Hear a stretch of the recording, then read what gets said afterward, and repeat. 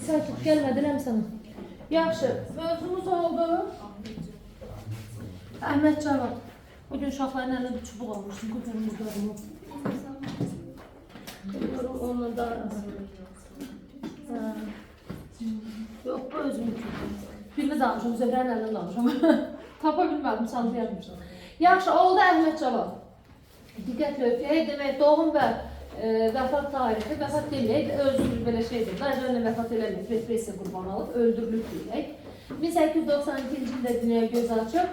Yerimizdir, Şəmkirimiz. Şəmkirin hansı kəndi? Seyfəli kəndi. Həm yerimiz, Əhməd Cavad. 1892-ci ildə anadan olub, 1937-ci ildə repressiyanın qurbanı. Gəldik, həyatına baxaq. Qeyd edildiyimiz kimi qısaca Şəmkirin Seyfəli kəndində dünyaya göz açıb, ilk təhsilini Mollaxanada alıb və 37-ci ildə qısa konspekt şəklində Ustad sağ olsun yazıb, adını çəkir, Üstad Nəzzət əldə etməsin. Həbs edilib, repressiya qurbanı olub. Onun həyat yoldaşının adı nə idi? Bilirsinizmi?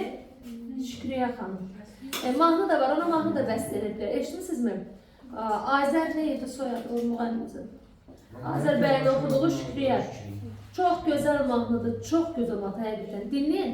Əhməd Cavadın həyat yoldaşı Şükriyə xanım. Əsr olmuş, çox da qeyrətli qadın olub. Bilirsiniz ki, Qobu hissəsini deyil, bilmirəm, bilirsiniz, bilmirsiniz o. Əhməd Cavad repressiya qurbanı olanda Şükriyə xanımı çağırırlar və ondan dövlət başçıları, Sovet hökumətinin. Hə, yox, əleyhinə yox, o təmişin şeydir. Deyirlər, boşan, ona vətən xariqdən hasıl olmuşdu axı. Hə, boşan, evladlarım var, uşaqlarım var da. En azından evlatlarla bir yerdə yaşayarsan, uşaqlarına sahib çıx. Boşan, səni sürgünə göndərməyək. Əgər qəbul eləməsə sürgünə göndərdilər. Şükriyə xanım da razı olmadı boşanmağa. Dedi ki, mən boşansam, sizdən qalaq, Əhməd Cavada o gülləri mən açmış olaram. Ona görə boşanmadı, razılıq vermədi. Şükriyəni də sürgün elədilər, bilin, həyat yoldaşı da sürgün olub, uşaqlarını da uşaq evlərini dağıtdılar. Hamısını bir uşaq evinə vermədilər, hərəsini bir uşaq evinə verdilər. Amma ona kim sahib çıxdı o uşaqlarına? Əhməd Cavadın, bax, bu Seyfəldəki qohumlardır. O vaxt Şükriyə xanım əslində bəy nəslindən olan qız oldu, belə Arzusan aləm qız oldu, şəhər qız oldu. Əslində Şükriyə heç belə gibi kəndə gələcək qadın deyildi, amma Əhməd Cavadı o qədər sevirdi ki, Əhməd Cavad olan sevgisi onu kəndə gətirdi. Kəndə gəldi, Şükriyə o kənd cəmatını görürdü, ayağı palçıqlı kənd cəmatını. Onlara belə qəlbə baxırdı, gəlib bunlar da hamısı qalmışdı, ayağı palçıqlı. Ecilib keçirdilər, stolda başda otururdular. Elə bir, necə deyim, belə deyim də biraz kobud insanlardı da, belə deyim, həssas insanlar deyildilər. Belə Şükriyə belə qəlbə baxır da, Əhməd Cavad həmçə deyirdi, Şükriyə sən onların ayağının palçığına fikir verməz, onların deyildi, o qədər gözəl qəlbi var, onlar o qədər mərdan insanlardır. Yəni, yaxşı insanlardır, tanıdıqca deyil, zaman keçircə. Həqiqətən də Şükriyə alışdı, o həyata alışdı, onları o şəkildə qəbul edirdi. Biz sevgisi uğruna Əhməd Cavadı sevirdiyə hər şeyi qəbul edirdi. Nəsə, belə uzun, o Şükriyəni də sürgünlədi, yəni bu qadındakı ərinə olan sevgiyə baxın. Ərinə olan onun məhəbbəti, fədakarlığı, evlatlarından da keçdiyi ər üçün, həyat yoldaşı üçün. Bax, bu Seyfəldəki ayağı palçıqlı qohumları getdilər. Uşaq evlənən o uşaqlarını tapdılar, sahib çıxdılar. Yəni, görürsünüz, yaxşılıq etmədi. İndi həmin Şükriyədir ki, o vaxt bir Ceyran xanım var idi. Hansı ki, Şükriyənin həmişə bunların əleyhinə gedirdi, əleyhinə yazırdı, vəzifədə idi Ceyran xanım. Soyadını unutmuşam. Elə Əhməd Cavadın əleyhinə yazılanlardan biri də buydu. Sapı özümüzdən olan baltalar məsələsi var, həmimiz. Amma həyat elə gətirdi ki, həmin Ceyranın özünü də sürgün elədilər. Aydın görürsünüz, Sovet hakimiyyətə etibar yox idi. Onun üçün çalışan insanı belə sürgün elədi. Və bir qatarda gedəsi oldular. Bir qatarda. Şükriyə ilə bir qatarda. Şükriyə o qədər namuslu qadın olub. Orada da Rus əskərləri var, hansı ki, bunları yığmaq barırdır. Rus əskərləri bizim o repressiya aparda qadınlara sataşırdı. Qatarda sataşırdılar. Şükriyə ilə Ceyran xanım da gözəl idi, gözəl idi. Şükriyə xanım gedirdi qatarın ayaq yolusuna, gedirdi özünü orada mundarlayıb gəlirdi ki, bundan pis il gəlsin. Başa düşürsünüz, bundan yaxın gəlməsin, pis il gəlsin. Və Ceyran xanım da gözəl, Ceyran xanım Rus qadınları götürmək istəyirlər. Şükriyə nə edir? Şükriyə baxmayaraq ki, Ceyran ona o qədər pis deyilmişdi. Yeri gəlsə həyat yoldaşım, bunun ailəsinin, bu faciəsinin səbəbkarının biri də odur. Amma Şükriyə nə edir? Yenə Azərbaycanlı da qanı götürmədi. Ceyranı atdı belə qatardan. Bütün üzü başı olmaz günə düşdü, bədəni qan içində yara, hər şeydə qatardan atılmış insan necə olmalı? Ona deyir ki, mən sən onu görə elədim ki, sənin namusun ləkələnməsin, ona sən yaxın getməsin. O şəkildə bax, o qadın namusunu orada qorudu. Elə qeyrətli qadın oldu, bax Şükriyə xanım. Ona mahnı yox, ona abidə də ucatmaq lazımdır. Qeyrətli kişinin qeyrətli qadın. Gəldik nəyə? Və onun gələk əsəri yaradıcılığı. Hansı növlərdə yazıb? Lirik, epik. Əhməd Cavad dramatik növdə yazmayıb. Səhnə üçün əsər yazmayıb. Həm nəzm, həm nəsirdə. İkisindən də yazıb. Mən telefonumda yoxsa sizin? Hə, söndür onu. Zəngiyindir şeyləri. Lirik və epik növdə yazıb. Həm nəzm, həm nəsirdə yazıb. Cümhuriyyət nəğməkarı ümumiyyətlə Əhməd Cavadlı, Bəxtiyar Vahabzadədir, Cəlil Məmmədquluzadə özüydü. Bunlar millət, Azərbaycan, azadlıq.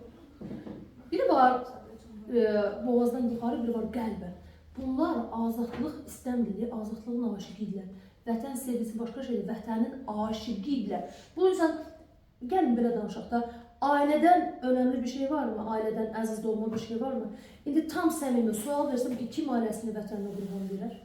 Burada cəmi 1-2 nəfər əl qaldırar və ya cavab verir. Məndən sorursaz, mən elə bilmirəm. Şəxsən mən bacarmaram. Mən ailəmi ifadə edə bilmərəm, heç nə. Amma bunlar elədir. Ona görə deyilmir, bəlkə də bunların vətənə olan sevgisini biz anlaya bilmərik. Həddi boyu dərk edə bilmərik ki, bunlar nə dərəcədə sevib vətəni. O yüzden Cumhuriyet nəğməkarı Cumhuriyyətin vurğunu Azərbaycan 1918-ci ildə müstəqilliyi əldə edəndə bəlkə deyərdim Əhməd Cavadın bəlkə özün şəxsi problemləri oldu, o başqa, amma ondan xoşbaxt yer üzündə insan olmuyor. O ki gəlir durur bayrağın altında, parlamentin üstündəki bayraq dalğalanır, gəlir durur onun altında, ondan nə tər ilham alırsa Azərbaycan bayrağının şeiri var, həmin vaxtda yazır. O bayrağın dalğalanmağından ilham alır. Təsəvvür edin, bu bayrağın kölgəsi düşən yeri müqəddəs torpaq hesab edilir.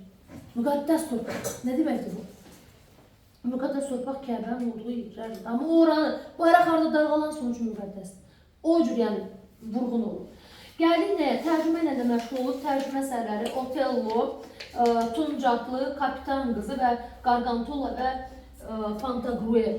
Bu oldu onun tərcümələri, kitabları. O iki kitab yazıb. Biri Cumhuriyyətdən əvvəl, baxın 1916-cı ildə Qoşma adlı kitab, o həm də şeirin adıdır. Şeirin adından kitab da adlanır. İş arasıdır ki, bax burada Əhməd Cavad hüzünü var, Əhməd Cavad kədəri var, kədərli şeirlərdir. Məsələn, burada quşlarda ölkə necə xarabalığa çevrilməyindən danışılır. Ölkə necə xaraba gündədir, məzarlığa bənzəyir. Burada yəni gəlmiş şeirlərdir, belə deyim, çünki Cumhuriyyətdən əvvəlki şeirlərdir. Amma Dağlı kitabı 1919-cu ildə bu Cumhuriyyətdən sonra yazdığı şeir kitabı. Burada xoş ab-hava var. Burada bir Əhməd Cavadın nikbin ruh var. Aydındır. Müstəqilliyin dadını bu daddır. Ondan sonra bu nə yazmalıdır? Ancaq xoş şeylər yazmalıdır. Adlarına baxaq, quşlara, dilimiz, ey axund, bir də Qafqazlısan, sev Qafqazı. Bu qoşma kitabında olan şeirlərdir. Dağlar kitabında olan şeirlər Al bayraq, baxın bayrağa həsr olunur. Qardaş, Can Azərbaycan, bayaq da vurğuladığında musiqidə bəstələnib, dillər əzbəridir. Bir də Azərbaycan bayrağına, hansı ki bayaq dedim, bu bayrağın dalğalanmanından ilhamlanıb yazıb, bax bu həmin şeir. Azərbaycan bayrağına. Sonra gəldik nəyə? Cumhuriyyətin süqutundan sonra yazdığı əsərləri nə yazın? Artıq sanki düşüb elədi saxlayın ki, Cumhuriyyət bitdi, azadlıq getdi və oturub nə yazın?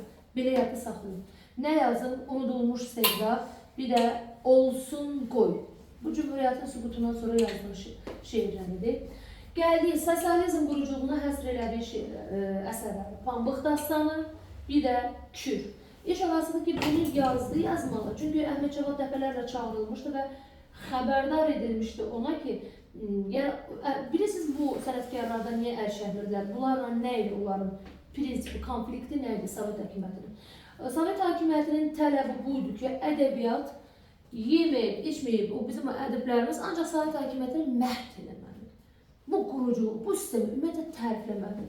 Niyə? Çünki bilirsiniz, indi internet var, sosial şəbəkə var. Yəni, məşhurlaşmaq 2-2-dir bu dəqiqə sosial şəbəkələrdə.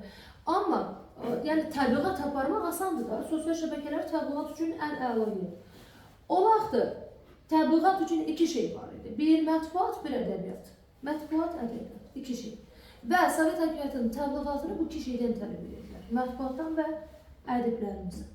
İndi hansı sənətkar ki, Sovet hakimiyyətini məhv elədi, təriflədi. Elələri var, indi aç yemək istəmirəm. Elələrdən hər şey şənsində kebab. Yeri gəlsə Soveti təriflədi, yeri gəlsə Azərbaycan təriflədi. Sovet hakimiyyətinin belə deyim də o repressiyasından yırtdı çıxdı. Amma məsələn Mikayıl Müşfiq idi, Əhməd Çavazın özü idi. Bu insanlar Sovet hakimiyyəti pisləmirdi, amma tərifləmirdilər də. Ona görə hərəsinə bir bəhanə, bir damğayla xalq düşmənilər, ləkələdilər hər şeylər. Yazıq canını qurtarmaq üçün bu iki əsəri yazdı. Pambıq dastanı, Kür, amma bəyənmədilər. Bəyənmədilər. Dedilər, ürəkdən gəlməyən sözlər, ürəkdən gəlməyən. Yəni o mət bunların xoşuna gəlmədi və gecə ilə evindən apardılar, getdi, bir daha geri qayıtmadı. Bu oldu onun həyat və yaradıcılığı. Bugün biz əsər olaraq nə keçirik? Azərbaycan bayrağına, bir də Səsli qız poeması, bir şeirini, bir də poeması.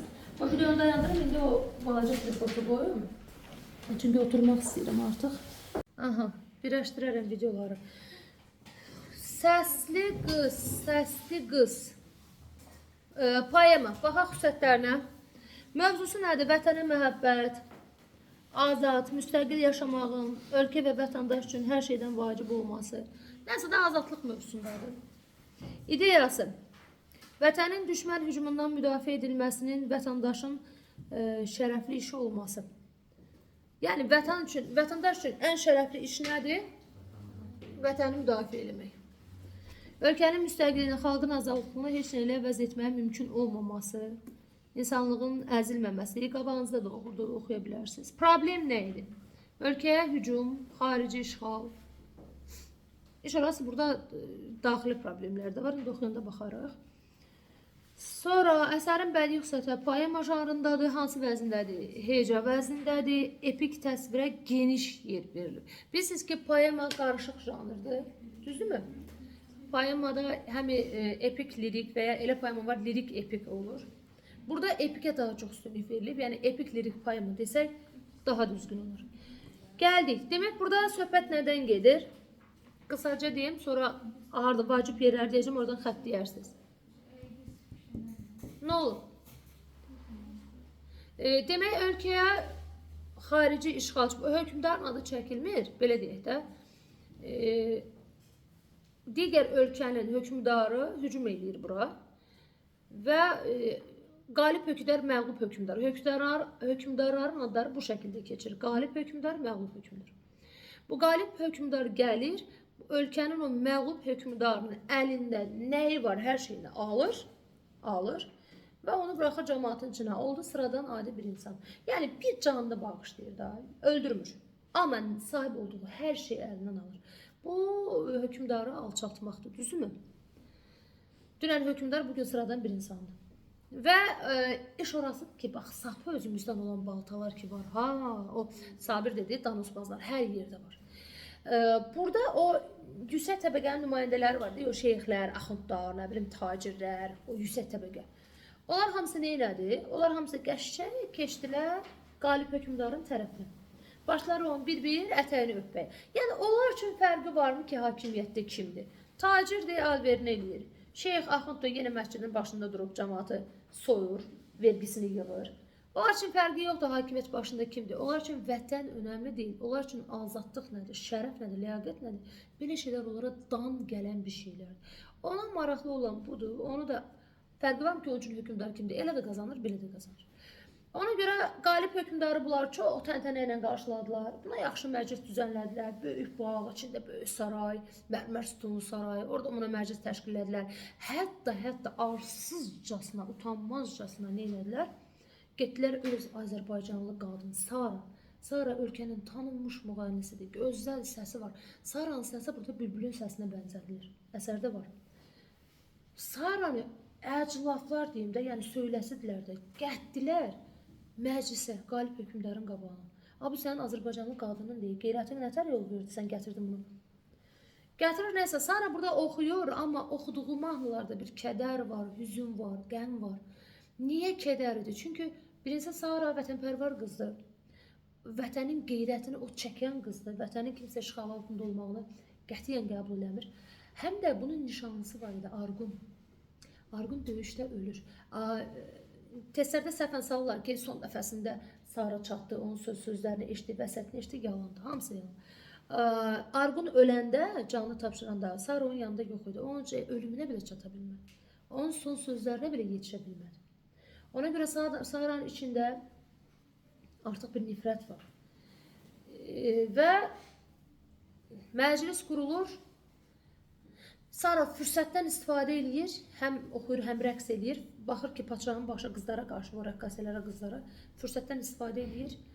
Şərabın içinə zəhər atır. İndi bir məsələ var. Zəhər atdı yatmağına. Amma o situasiyadakı var orada yarandı. Təsəvvüründə hökmdarın qabağında deyib, bu nə deməkdir? Bu qızdakı ürəyə bax, şir ürəyi, bu hərəkəti elədi. Yəni ondan sonra nə baş verəcək bilmir, gözə alıb hər şeyi. Yəni ondan sonra bu bililəndən sonra Sara'nı öldürə də bilərdilər. Yəni nə desəz eləyərdilər. Sara'nı hər cür işgəncə gözləyirdi. Hər şey gözə aldı, bunu elədi. Amma qorxudan dodaq partladı. Qorxudan yarılır, qan axır beləcə çənəsindən. Əli əsəsə əl titrəyə-titrəyə. Gəlir, baş əyir, diz çökür, hökmdar o şərabı təqdim edir. Şərab təqdim edir, hökmdar içir. İçir, müəyyən müddət keçdikdən sonra hökmdar başlayır yerdə qıvrılmağa. Niyə? Zəhər getdi axı. Qıvrılır. Ölür. İndi Sara bəxti onda gətirdi ki, o öləndən sonra bir çaxnaşma düşdü. Yəni hökmdarın adamları Sara'nı nə desəz eləyərdilər. İtlərin qabağına da atardılar, işgəncə də verərdilər, asardılar, hər şey eləyərdilər. Amma ara qarışır. Ara qarışdı, çaxnaşdı və iş orasıdır ki, Sara'nın bu addımı insanlara motivasiya oldu. Bundan baxıb həvəsdən başçı öldü. Bilirsiniz ki, başçı öldüsə qutardı. Pərakəndəlik baş alıb gedir və bayaq əmr verən oydu. Əmr verən daha yoxdur. Ona görə orada cəmaat qarışır bir-birinə və üsyan başlayır. Üsyan. Azadlıq mübarizəsi başlayır. Sara bu mübarizənin başlanmasına səbəb olan insan oldu. Kim çatdıra bildim? Yəni bu cəsarətli addımı ilk Sara atdı. Ona görədir vətənpərvərlik mövzusunda da burada müəyyən yerlər var. İndi qayıdıb dönüb oxuyarıq onu. Bax burada bir məsələn deyir, saralan üz gözlərə cənnət kimi bir ölkə məzarlığa dönmüşdü, bir çox evlər yıxılıb. Bax bu ölkənin o qalib hökmdar ki gəlir, hücum edir, ölkəni xarabaya çevirir, məzarlığa çevirir. Yəni altından girir, üstündən çıxır da bərbad günü var. Bu fikir bir də Quşlar şeirində var. Bax ortaq cəhət kimi Quşlar şeirindən Səsli Qız poemasının ortaq cəhəti nədir? Hər ikisində ölkənin xarabalığa çevrilməyi, məzarlığa dönüşməyi var. Bu fikir orada da var. Bunu qeyd edirsiniz orada özünüz üçün. Və burada vacib yerlər deyəcəm sizə oxuyanda. Bir də çevirin bura qısaca Azərbaycan bayrağına. Onun haqqında da məlumat verin. Bunun mövzusunu bildiniz artıq nədən söhbət gedir. Bir də təbii ki oxuyacaq, amma Azərbaycan bayrağına. O bayaq dediyim kimi Xalq Cümhuriyyəti dövründə yazılıb. Parlamentdən o qeyd elədim. Təkrar eləmək istəmirəm. 10 aprel 1919-cu ildə Bakı şəhərində parlamentin üstündəki asıldı bayraq. Ondan ilhamlanıb yazıb. Bu 4 bənddir. Mən istəyirəm bunu oxuyaq. Amma Saranı oxuyanda artıq videonu dayandıraram. Mövzusu nədir? Azərbaycan Demokratik Cümhuriyyətin qurulması məlum məsələdir. Lirik qəhrəmanın vətəninə, xalqına, bayrağına olan məhəbbəti. Bu onun əsərin ideyasıdır. Məhəbbəti görə burada nə cür göstərilib, necə verilib. Şeirin bədii xüsusiyyəti hecə vəzindədir. Dörtlük şəklindədir. Görürsünüz, hər bənddə 4 misra var. Və bayrağım sözü şeirin rədifidir. Rədif varmı? Var. Əhməd Cavad mı? Yox, hecə vəzindədir. Necədir? Keçdik. Gəlin indi şeiri oxuyaq, bunun izahını verək, sonra Səsli Qıza keçərik. Türkistan yelləri öpüb alnını, söyləyir dərdini sana bayrağım. Üç rəngli əksini quzğun dənizdən, ərmağan yollasın yara bayrağım. Orada qeyd edin, quzğun dəniz Xəzər dənizidir, üstünə yazın. Xəzər dənizinin qədim adıdır. İndi bax, Türkistan yerləri deyərkən, bütün Türk dilli dövlətləri nəzərdə tutub. Bax, bayrağı nə öpür? Bayrağa nə gəlib dərdini? Elə bir bildiyində, Türk dilli dövlətlər böyük bir əksəriyyətə müstəmləkə altındadır. Bilirsiniz ki, bizim bu cümhuriyyətimiz səhv eləmirəmsə tarixdən şərqdə ilk Türk dilli dövlətdir ki, müsəlman dövlətidir ki, müstəqil olub. Düzüm deyirəm, yanılmır. Hə, indi baxın, bu artıq azaddır. Sanki o biri Türk dilli dövlətlər o külək vasitəsilə, yel vasitəsilə neyinir? Yelləri öpüb alını söyləyir, dərdini sanır. Onlar dərdini gəlir buna danışır.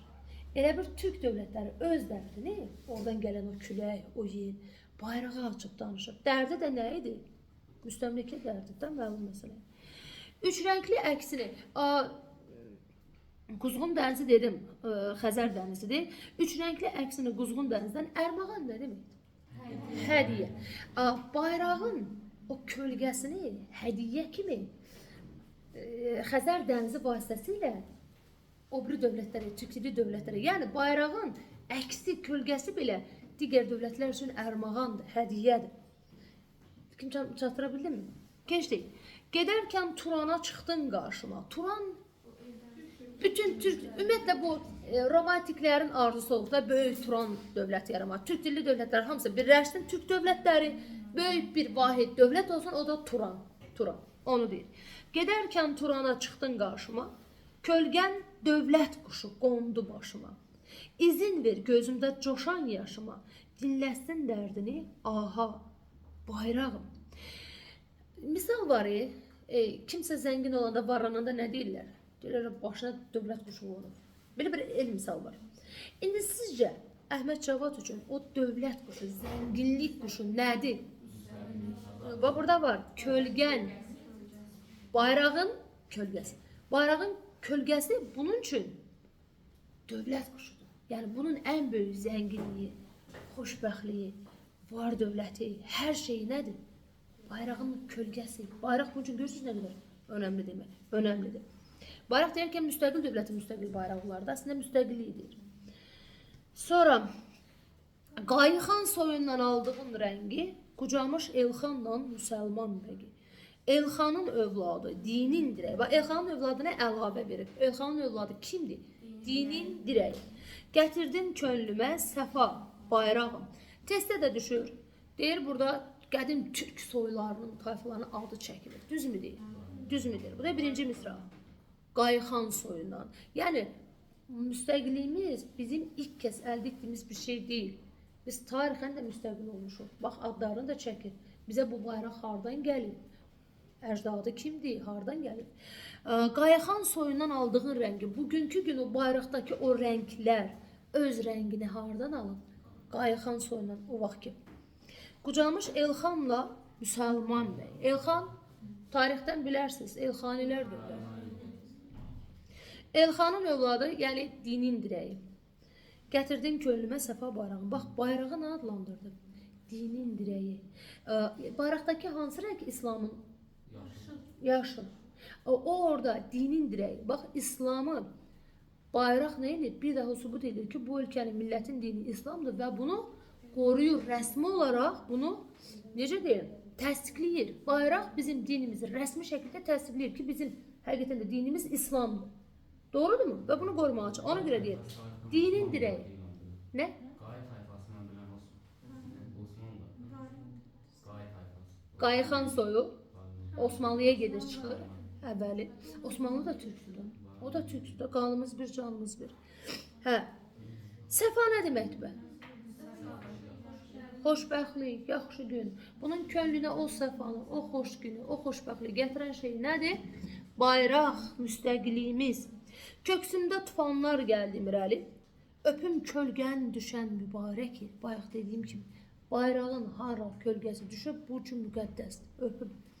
Allah'ın yıldızı o gözəl pəri. Testdə də düşür. Bayrağın üstündəki ulduza nə deyir? Allah'ın ulduzu. Sonra nə adlandırdı? Gözəl pəri. Bax, ulduzu adlandırdı. Allah'ın ulduzu gözəl pəri. Sığınmış qoynunda aya, bayrağım. Yəni, ay, ulduz yanaşı da belə. Həqiqətən də elə bir ulduz ayın qucağına sığınır. Bu şəkildə. Heç çətin bir şey yoxdur. Türkçülük ideyaları daha çox ifadə edilir. Yalnız Azərbaycan deyil, bütün Türk xalqlarının müstəqilliyi, azadlığı ideyası burada öz əksini tapmışdır. Keçək mündəsərə. Səsli qız poeması. İxtisarla. Mövzusu nədir? Vətənə məhəbbət, azad, müstəqil yaşamağın, ölkə və vətəndaş üçün hər şeydən vacib olması, işğalçılara qarşı dərin nifrət. İdeyası, vətənin düşmən hücumundan müdafiə edilməsinin, vətəndaşın şərəf işi olması, ölkənin müstəqilliyini, xalqın azadlığını heç nə ilə əvəz etməyə mümkün olmaması. İnsanlığın əzilməsinin, insanın qəddarlıqla məhv edilməsinin yol verilməz olması. Problem nədir? Ölkənin işğal olunması, problem həlli milli azadlıq mübarizəsinin başlanması. Yəni ölkənin işğal olunması bir problemdir bir ölkə üçün. Bu problemi həll etməyin də yolu ancaq azadlıq mübarizəsinə qalxmaqdır. Əsərin bədii xüsusiyyətləri poema janrındadır, hecə vəznindədir və epik təsvirlərə burada daha geniş yer verilir. Poema bilirsiniz ki, qarışıq janrdır. Poema ya epik lirik olur, ya lirik epik poema olur. Burada bu epik lirik poemadır. Çünki hadisələrin təsvirinə daha çox yer verilir. Başlayaq birinci hissədən. Vacib yerlər deyəcəm, altından xətt deyərsiniz kitabınızda, testdə düşən yerləri. Oxudum tarixlərdə qan içən bir hökmdar, bir ölkəni amansız eyləmişdi tarimar. 6 aydan çox sürən qanlı bir mühasirə, tutulmuşdu çox acı, baskına birdən-birə. 100 minlərlə atılan can yağısı oxları, dişləri ilə çiynəyib sərilmişdi çoxları. Doğranmış əllərində qırıq qılınc qəbzəsi, boğulmuşdu köysündə igidlərin son səsi. Bu hissədə biz görürük ki, haranı xətt deyirsiniz? Oxudum tarixlərdə. Demək, müəllif bu məlumatı hardan əldə edib? Tarixdən götürüb, oxudum tarixlərdə. Sonra hökmdarı təqdim edib, o ölkəyə hücum edən hökmdar necə biridir? Qan içən bir hökmdar, qan içən idi. Və ölkəni amansızcasına görürsünüz ki, tarimar edib, hər kəsi qılıncdan keçirib və bu hissədə görürük ki, 6 aydan çox sürən qanlı bir mühasirə. Buranı xəttləyin çünki vacibdir. Demək, başqa bir ölkənin hökmdarı bu ölkəyə hücum edib, qan içən bir hökmdar 6 ay bu ölkəni mühasirədə saxlayıb. Çünki görünür ki, bu hissədə biz görürük ki, yəni asanlıqla can verməyiblər. Xalq, millət ölkəsi üçün vuruşub, mühasirədə qalıb. 6 ay bunlar vuruşub, döyüşüb, axırda əldən düşüblər və hökmdar, işğalçı hökmdar ölkəni öz əsarət altına alıb. Tökülmüşdü yerlərə dağ kimi qalxan qılınc, o yanda qanlı gövdə, bu yanda gövdəsiz baş, 100 minlərlə qız qadın dağılmışdı üzləri. Ölüm rəngi çökmüşdü saralan üz gözlərə. Cənnət kimi bir ölkə məzarlığa dönmüşdü. Bu hissəni mötərizəyə alın. Cənnət kimi bir ölkə məzarlığa dönmüşdü. Bu hissə Əhməd Cavadın Quşlar şeirində də var. Ortaq cəhət kimi götürülsə ki, hər iki əsərdə ortaq fikir nədir? Cənnət kimi bir ölkənin məzarlığa dönüşməsi. Bu o şeirdə də var. Bir çox evlər yıxılıb xanimanlar sönmüşdü. Xaniman da ev deməkdir. İşlənməmiş qalmadı bir cinayət, bir günah. Demək, burada bu əvvəldə də vurğuladıq ki, qan içən hökmdar o qədər amansızdır ki, bax görürsünüzmü, nə qadına, qıza güzəşt eləyirlər, nə qocalara güzəşt eləyirlər. İşlənməmişdir bir cinayət, bir günah qalmadı. Yəni insanın ağlına gələ bilənmi, bilməyən hər cür cinayət burada işləndi. Ordusuyla padişah, demək, bir cinayət, bir günah əzmişdi insanlığı ordusuyla padişah. Haqsızlıq oldu qanun, vacib yerdə xəttin altına. Ölkədə artıq qanun kimi nə hökm sürdü? Haqsızlıq. Haqsızlıq oldu qanun, yıxıldı xanimanlar. Əskərsiz komandalar qırıb atdı yayını. Fələk döndərdi zəhrə bu ölkənin payını. Bu cənnət kimi bir ölkə, baxın, zəhərə, o dedik ağızda. Ağzında hər şeyin zəhər olmağa, bax buna deyirlər. Zəhərə döndü bunların hər şeyi. Gülmək zaten yox idi, ağlamaq oldu yasaq, zavallı məğlub ölkə, sənə nə hüquq, nə haqq. Demək, bax bunun da altından xətt çəkin, vacibdir, gülmək zaten yox idi. Buradan nə məna çıxır? Demək, bu ölkənin öz hökmdarı da ədalətli hökmdar olmayıb, onun hakimiyyəti dövründə belə xalqın üzü gülməyib. Ölkə firavan yaşamayıb, elə bil ki, əhali yağışdan çıxıb yağmura düşüb. öz ölkələrindən də, öz hökmdarlarından da razı qalmayıblar. Zaten deyir, gülmək zaten yox idi. Bu nə deməkdir? Ağlamaq oldu yasaq. Məsələ burasındadır ki, demək bu işğalçı, qan içən hökmdar ölkəyə hücum edir. Ölkənin altını üstünə gətirir. Qız gəlinlər tökülür düzlərə. Bir dənə deyir, görürsünüz deyir, gövdəsiz başlar, başsız gövdələr, qılıncdan qalxandan deyir, artıq bir təpə dağ əmələ gəlmişdi. 6 ay mühasirədə saxlayır ölkəni. Yəni çünki əhali vuruşurdu. Azadlıq üçün, torpağını qorumaq üçün vuruşurdu. Nə qədər vuruşsa belə bu qanıçən hökmdara qalib gələ bilmirlər. Ölkə məğlub olur. Və onsuz da üzü gülməyən xalq indi lap bərbad günə düşür. Hər günləri zəhərə dönüşür. Və maraqlı burasıdır ki, bugün ölkəni talan elədi, hakimiyyət altına keçirdi. Sabahdan ağlamaq yasaq olundu. Görürsünüz ki, haqsızlıq qanunu oldu. Belə haqsızcasına hökmdar bir qərar çıxardı ki, ölkədə ağlamaq yasaqdır. Baxın, bütün evlər yıxılıb, dağılıb, insanlar ölüb, bu qədər tələf olan, bugün bu boyda yəni tələfatlar qarşısında ağlamaq yasaq olundu. Yeni bir qanun çıxdı, ağlamaq olmaz. Ertəsi gün çox erkən yuyuldu qaldırımlar, qaldırım səki deməkdir. Şallahla güldürüldü, hıçqırıqlı bir diyar. Altından xətt çəkirsiniz, şallahla güldürüldü. Demək, bir diyar əhali, cəmaat zorla, şallah bilirsiniz də, çubuq, qamçı, o işgəncə alətləri. Şallahla döyülərək cəmaat zorla güldürülməyə başladı. Yoğuldu divarlara sıçramış qan ləkəsi, vay səsi susturuldu, əmr edildi toy səsi. Hökmdarın qalibiyyəti qeyd olunur. Bayramdır, yəni belə deyim də, o qanıçən hökmdar, işğalçı hökmdar üçün bayramdır. Çünki onlar zəfərlərini qeyd edirlər. Amma ölkə, məğlub olan ölkə yas içindədir. Ağlamaq qadağan olundu, toy səsi əmr edildi. Haqqı yoxdur kimsənin söz deyib dərd açmaya, bəzənib çıxmalı idi gələnlər ağlaşmaya. Ağlaşmaya bəzənib düzəlib gəlməlidirlər. Döndü, oldu qəhqəhə, qan qusan hıçqırıqlar, çiçək səpəcək oldu bütün qəlb qırıqlar. Baxın o, yaxınını, qohumunu, əzimdə olmasını itirmiş hər kəs, hamı burada tələfat, yəni hamı burada itki verib. Qəlbi qırıq insanlar zorla, şallahla küçələrə düzülür və onlara əmr olunur ki, çiçəklər səpilsin. Çünki qalib hökmdar vətənə gəlir. Qalibiyyətini qeyd etmək üçün vətənə gəlir. Onlar zəfərini qeyd edir. Onlar üçün toy bayramdır. Və bunun üçün xalq, millət zorla, döyülərək yola düzülüb, onlara çiçək səpdirirlər. Qan içən padişaha hazırlandı istiqbal. Çıxmalısan qarşıya, istəyir öl, istər qal. Ölsən də, ölməsən də, istəsən də, istəməsən də çıxmalısan və onu qarşılamağa. Elə bil olmamışdı dünənki keşməkeşdə, çıxdı güləş üzü ilə o bəxtəvər günəşdə. Bütün şəhər silkinib, əsər qoymadı pasdan.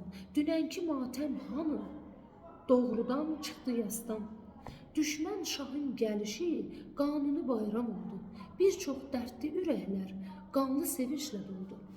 Qəribədir bu insan, al əlindən canını, istəyirsən ovuçla, hortlat axan qanını, qoparıb əz qəlbini, əylən çırpınması ilə, sürüklənsin yerlərdə beyninin bağası ilə. Heç baxma istəyirsən, saflığa, günaha əz, bir yırtıcı cəllad ol, doğra parça-parça kəz. Qadınsa, yəni ki, burada qanıçən hökmdarın nə qədər insafsız olmağı, nə qədər zülmkar olmağı göstərilir. Burada onun pis əməlləri sadalandı. İndi bu hissə, testə düşən hissədə diqqətli olun. Qadın haqqında fikir, qadına verilən dəyər, qadına olan münasibət. Baxın, testdə var bu. Qadınsa tut boğ onu, qan qusan fəryadını. Qadınsa tut boğ onun, qan qusan fəryadını. Qoy çıxarsın yadından sevdiyinin adını. Məcburiyyətə sürüklənirlər, görürsünüz. Qızsa atın döşündə, ləhlət gün qızmarında. Gəlin səhərraca boy, əsrlər bazarında. Gəlinlər, yəni əşək incə satılırlar bazarda. Sonra çəkil uzaqdan məğrur baxışla bir bax. Görəcəksən ölənlər, baldırında bağırsaq. Görün də nə vəziyyətdədir əhali. Sənin qanlı əlində bitməz qüvvət var deyə hazırdır bağışlayıb dadsız gülməyə. Söhbət yenə o qalib hökmdardan gedir. Əli qanlı, arsızcasına gülən hökmdardan. Hazırlandı baş keşiş. İndi bura diqqət olursunuz. Demək, ölkə yaz içində, matəm içində, xalq nə gündə döyülürlər, zorakılığa məcbur qalırlar, satılırlar, alınırlar bazarda. İndi ölkənin o yüksək təbəqəsinin nümayəndələri varmı? Keşişdir, axunddur, tacirlərdir, o yüksək təbəqə. Onlar üçün fərq eləmir taxta hansı hökmdar oturur. Öz hökmdarı və ya başqa ölkənin hökmdarı.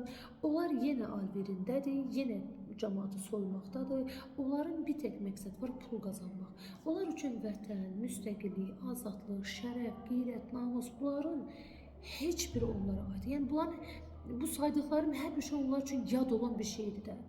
İndi bax, özümüzdən olan baltalar. Kimlərdir? Görün, qalib hökmdarı kimlər qarşılamağa çıxır?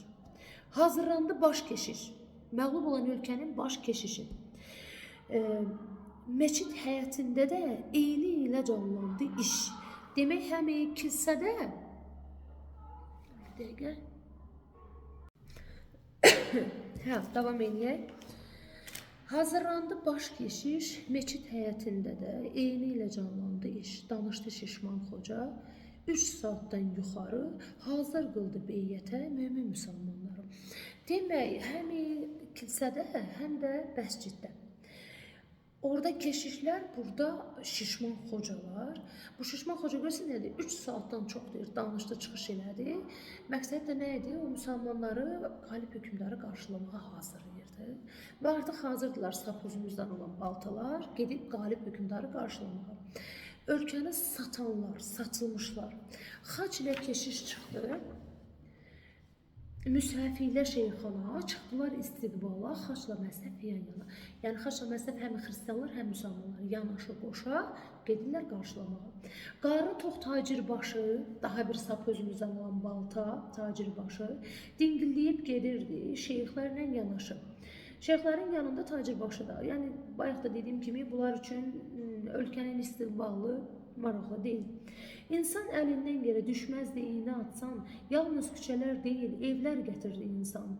Dırmaşmışdı uşaqlar mazqallı divarlara, boylanıb durarlardı, ürkək, zəif avara. Baxın, uşaqların düşdükləri vəziyyət, onlar necədir? Ürkək, qorxaq, zəif, avara. Dam üstündə qızların solğun dodaqlarında, boylanan gəlinlərin islah yanaqlarında hələ də gözü yaşlıdırlar. Hamısı da boylanır, niyə? Qalib hökmdarı qarşılamaq üçün məcbur olublar. Solan hüznün yerində indi vardı bir maraq.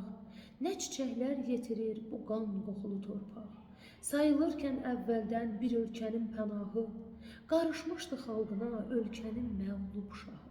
Baxın, əvvəl ölkənin bu məğlub şahı. Ölkənin əvvəlki şahı, indiki hazırki məğlub oldu. O əvvəl bir ölkənin pənahı sayılardı. Amma indi məğlub olub artıq, deyilmi? Ölkənin məğlub şahı sıradan insanlar kimi qarışıbdır şeyin içinə, xalqın içinə. Şahın bugün ağır daş asılmışdı boynundan, çıxmayırdı əlləri xələtinin qoynundan. Demək, əli xələtinin cibində cəmaat arasında qarışıb. Çünki artıq hökmdar deyil, sıradan bir insandır. Çox boynu bükük, psikmiş halda.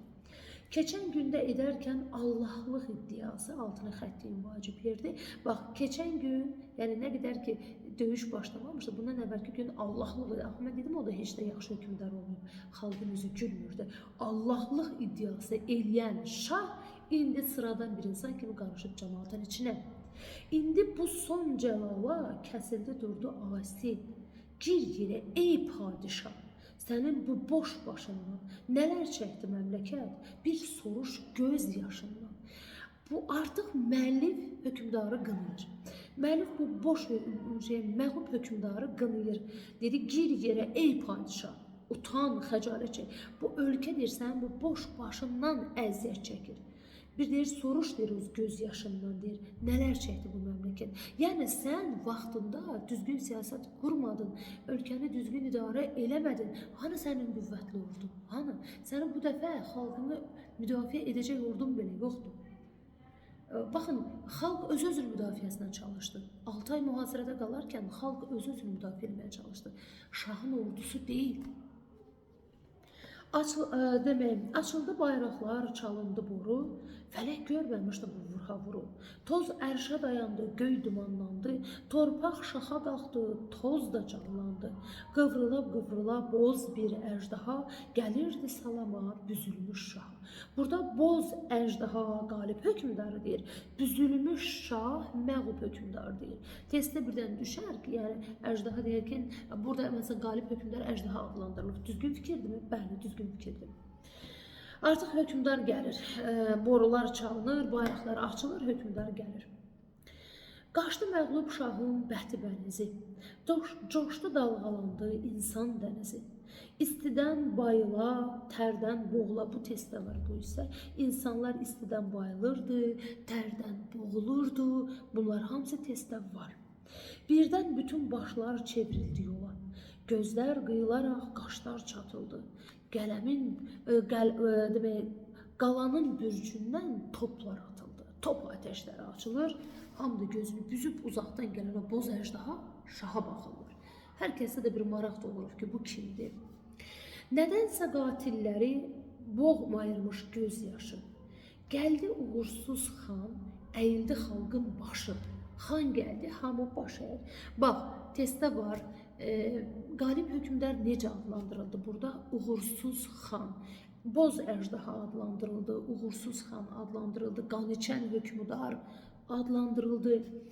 Baxaraq azğın-azğın qan daman gözləri ilə, ürəkdən məğlub şahın əyləndi sözləri ilə. Demək, bu qalib hökmdar gəlir, seninlə əylənməyə başlayır. Məğlub hökmdarı ələ salıb, gülüb onunla əylənməyə başlayır. Qalxdı başlar səcdədən, başladı çirkin hesab. Dodaqlar üzəngidə, öpüldü çaxçur corab. Baxın, başladılar bu şahın atının üzəngisini öpməyə, o yataqlar ki var, o şeyxlər, axundlar, tacirbaşılar, keşiş, o əvvəl köhnə padşahın yanında olanlar, onun çevrəsi, indi hamısı keçdilər qalib hökmdarın tərəfinə.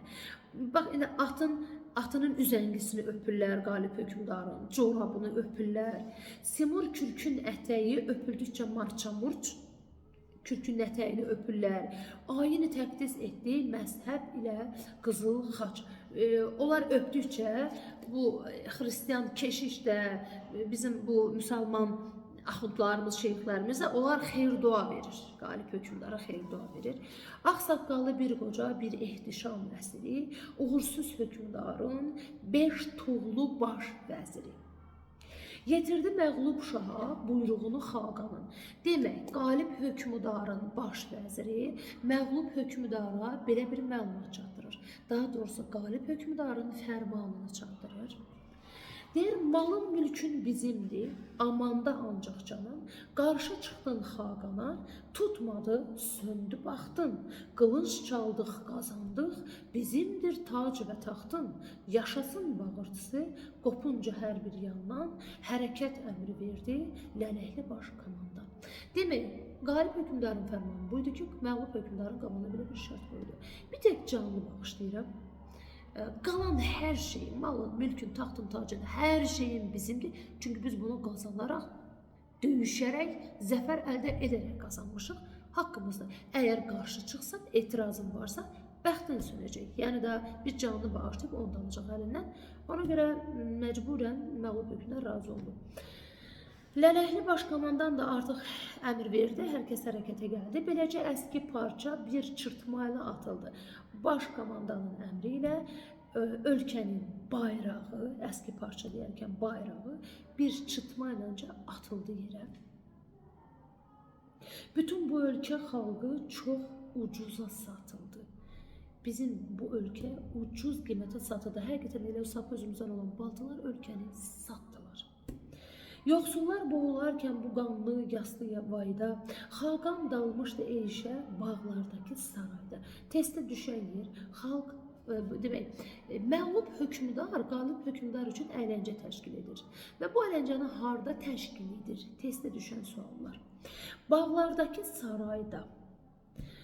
Mərmər sütunlu qəsrin sarmaşıqlı eyvanı çıraqlarla bəzənmiş, nurlandırdı hər yanı. Çiçəkli köşkü axşam bəzətmişdi əski şah. Axşamdan demək böyük bir bağdır. O bağda böyük bir saray, mərmər sütunlu eyvan, hansı ki sarmaşıqlara qərq olmuş eyvan, işıqlarla bəzədilib, nurlandırılıb, işıqlandırılıb, məğlub hökmdar, qalib hökmdar üçün əyləncə təşkil etməyə saray bəzədi.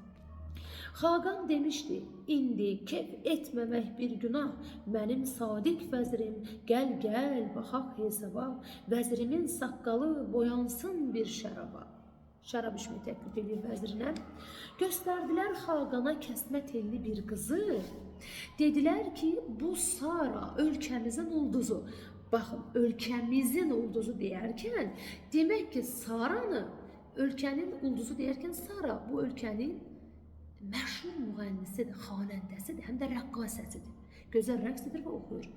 Saranı düşmən, belə deyim də, hökmdarına özümüzünkülər təqdim elədi. O satılmışlar təqdim elədi.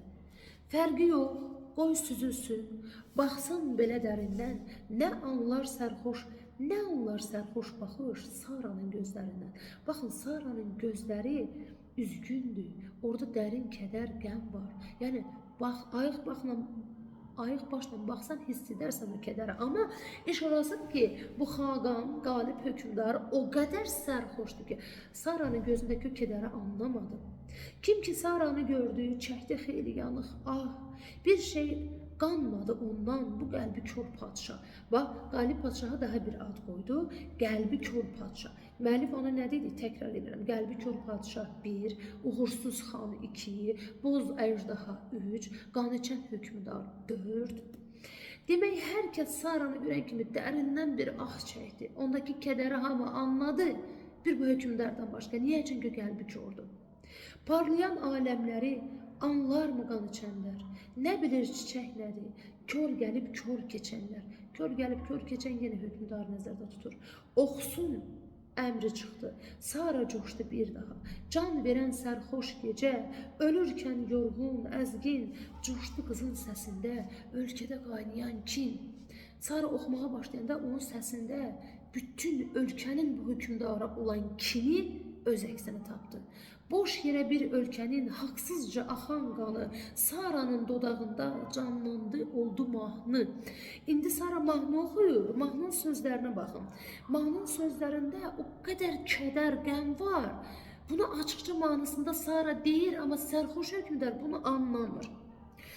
Deyir, mən ki səndən doymamışdım, quş qonmağa qoymamışdım, bir almanı soymamışdım, kim sənə kəc baxdı bağlar. Şərqin adı bağlardı. Darğınam mən belə baxda, ürəyim qan laxta-laxta, bax ki kimlər çıxdı taxta, küstü kimin vaxtı bağlar. Çıxmamış gün atmamışdan, qanlı bir toz qalxdı yoldan, qoç igidlər oldu qoldan, yəni qolları kəsildi, qanlı kəfən taxdı bağlar, igidlərin qolu kəsildi, hamısı kəfən giyindi bağlar. Sara susunca Xaqan xırıldayıb bağırdı, hey, mən Saranın əlindən istərəm bir qədəh mey. Demək, Sara mahnını kəsən kimi Xaqan qışqırdı ki, xırıldaya bağırdı ki, mən Saranın əlindən bir qədəh şərab içmək istəyirəm, mey. Bir oxla ayrılmışdı Sara nişanlısından. Demək, Sara nişanlısını oxla vurub öldürüblər. Düşündü, intiqam al gəl onun qanlısından. Sara öz-özünə düşünür. Onun qanlısı kimdir? Bu Xaqan. Düşündü ki, mən bundan intiqam almalıyam. Mən nişanlımın qanlısından intiqam almalıyam. Arğunu görməmişdi son nəfəsdə gülərkən. İndi görmək istədi cəlladını ölərkən. Arğun onun nişanlısıdır, Sara nişanlısıdır. Ölərkən Sara onun yanında olmamışdı. Onu son dəfə gülərkən görməmişdi. Ona görə düşündü ki, mən onu gülərkən görmədim, heç olmasa cəlladını ölərkən görüm. Fırlatdı bir qəhqəhə, çılğınca qalxdı birdən. Bu öz-özünə düşünürdü, birdən gülə-gülə yerindən qalxdı. Arğun, sən olmadıqda, öz-özünə deyir artıq bunu, sən olmadıqda yaşayaram mən necə, Argun, yetiş, hardasan, qaldır mənim qolumdan, qurtarım öz yurdumu həqarətdən, zülümdən. Bax, bir qadın ölkənin bu vəziyyətə düşməyini həqarət, zülm hesab edir, amma o qarnı yoğun kişilər, xocalar, tacirbaşı, onlar dərk eləmir bu həqarəti. Sara süzdü bir daha əlində gülgün qədəh, əlində qədəh rəqs edir. Rəqqasələr də qalxdı başlayınca süzməyə, iti bir hərəkətlə zəhər qatdı qızmaya. Sara əlində qədəh oynamağa başlayır, rəqqasələr də buna baxır, çıxır ortaya. Hamısı oynayanda ara dolur qızlarla. Sara fürsətdən istifadə tez əlindəki qədəhə zəhər atır. İndi onun halını gücdür gətirməkdilə, ürək çırpıntısından çaqqınladı, çaqqınlandı mey belə. Demək, ürəyi o qədər döyünür ki, indi Saranın düşdüyü vəziyyət həyəcandan ürəyi o qədər çırpınır ki, əlindəki qədəh, mey tutduğu qədəh sirkələnir, çırpınır, çaqqıldanır. Qadınlıq qorxusundan yarıldı gülgün dodaq, yanaşdı titrəyişlə düşman şaha bir sayaq. Qadınlıq qorxusundan qadın daxı nə qədər olmasa dodağı partladı. Və o şaha yaxınlaşdı. Qansız dodaqları ilə öpdü şahın əlindən. Buyursun padişahım, zorla çıxdı dilindən. Bu sözü zorla deyir. Sən indi bunu verdi, şah bunu içir. İçəndə dodağının altında öz-özünə Sara deyir, sən çoxdan içməliydin bu gülgün zəhri, ey şah, şahmarı sağ buraxmaq, öldürməmək bir günah. Şahmar şahların şahına, hökümdarına deyilir. Hökümdarı Sara, bax biri var burada müəllif qalib hökümdara müxtəlif adlar qoydu. Biri var Sara hökümdarı. Sara hökümdarı nə adlandırdı? Şahmar, ilanların şahı. Şahı ölmüş görəndə açılan gülgün səhər, qarışdı məclis bütün, qaçışdı rəqqasələr. Ayaqlandı bütün xalq, arvad, uşaq, qocalar, çaxnaşma düşüb hökümdarın ölüsünü gördülər. Çarpışdı son gücü ilə düşmən oldu tarimar, bir qızın hümməti ilə gözəl qız həmin ölkə dustaqdan azad oldu. Sara adı xalq üçün ən sevimli ad oldu. Saranın bu hərəkəti ölkədə elə bir ki, cəmaət Saraya baxdı, azadlıq mübarizəsinə bir də qalxdı. Yəni hökümdarın ölümünü eşidəndən sonra Saranın sayəsində yəni ölkə dustaqdan azad oldu və Saranın adı ən sevimli ad oldu ölkədə. Azadlıq eşidincə gülümsəmə belə şad, Saranın məmləkəti köhnə mənada azad. Köhnə mənada azad niyə deyir? Çünki düzdür, bu qalib hökümdarın zülmündən Sara ölkəni qurtardı, qurtarmasına da, amma hakimiyyət yerdə qalan o keşişdir, xocadır, generallardır. Onların o yüksək təbəqənin əlinə keçdi. Gene yağışdan çıxıb yağmura düşdülər. Tam şəkildə azad olmadı. Arxasını dinləyin. Orada hər şey asılı, azad, yenə azad deyil, yenə asılı vəziyyətə salındılar. Qan içən bir kraldan, sonra orada hürriyyəti Baxtalı generaldan. İndi kimin əlinə keçdi?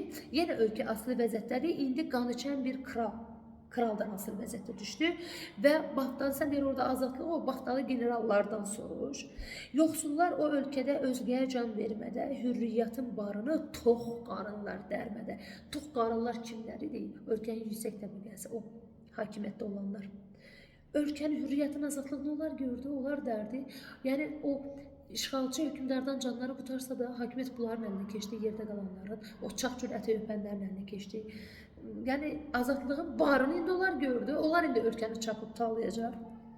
Sən ancaq istibdadın, istibdad zülm deməkdir, istibdadın eşitmisən adını, bax alnımda izi var, görmüşəm mən də adını. İndi şair nə deyir? Deyir, ola bilsin siz zülmün adını eşitmisiniz, amma mən onu dadmışam, alnımda izi var. Bir bu süzgün baxışla gün düşən dağlara bax, mən bu yaşıl dağlardan illərcə düşdüm İraq, ölkədən uzaqlaşmalı deyir. O qanlı günlər hara, bugünkü günlər hara, gözəl qız, yaxşı vaxtda başladın gül açmağa. Bugün sənin yurdunda nə qul vardır, nə ağa. Sən bu sərbəst göylərin sərbəstcə ulduzusan, Şair Saranı nə adlandırır? Sərbəst göylərin sərbəst ulduzu. Qayğısız bir ölkənin qayğı bilməz qızısan. Sərbəstdir alnındakı qıvırcıq tellərin də. Sərbəstdir sənin kimi gün görmüş ellərin də. Elə isə bir də coş, səsin düşsün dağlara. Sən kimdən çəkinirsən? Qız hara, susmaq hara.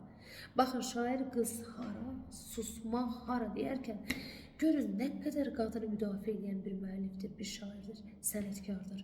Yəni, qadına heç vaxt əməcağat susmağı tapşırmır. Susma, danış, haqqını tələb elə. Qadın hüququnu qoru, sən kimdən çəkinirsən deyir, səsin düşsün dağlara. Belə, bu qədər demək, burada əsərin ilk səhifələri baş qəhrəmanın şərəfinə yazılmış məthiyə hesab edilir. Burada Saranın səsi tərənnüm edilir. Baxın, deyir, ilk şeylərdə bu var da. Deyir, sənin səsin gözəl qız, səslərin ən gözəli, eşitmədim belə səs, dünyanı dinləyəli. Sadəcə bu ixtisarla idi, mən ixtisar variantını oxudum sizə. Əsərin əvvəlində Saranın səsi bülbülün səsinə bənzədilir. Saranın səsi təriflənir. Saranı sanki mət eləyir şair. Bu əsərin ilk səhifələrində var. Sonra qalan hamısını dedim. Burada proloq var. Saraya müraciətlə deyilənlərin əks olunduğu ilk səhifələrə poemanın proloqu saymaq olar. Başqa nə qaldı? Deyək ki, məğlub hökmdar dövləti idarə edə bilməməsinə görə Sultan Səncər və Qarı Mənzum hekayəsindəki Sultan Səncər obrazını xatırladır. Bir də burada baş verən hadisələr Sabir Əhmədlinin dərs hekayəsi. Orada da 20 yanvar hadisələri törədilir və səhəri, onun səhərisi gün hər kəsə işə çıxmaq əmri olunur. Hər kəsə normal həyata davam etmək əmri gəlir. Biz bunu görürük və oxşar cəhət kimi götürə bilərik. Bu hər iki əsərdə oxşar cəhət bugün ölkəni qana qərq elə, amma sabahısı normalmış kimi davranmaq tələb olunur məcburiyyətlə. Bu tələb, bu xüsusiyyət iki əsərin ikisində də var.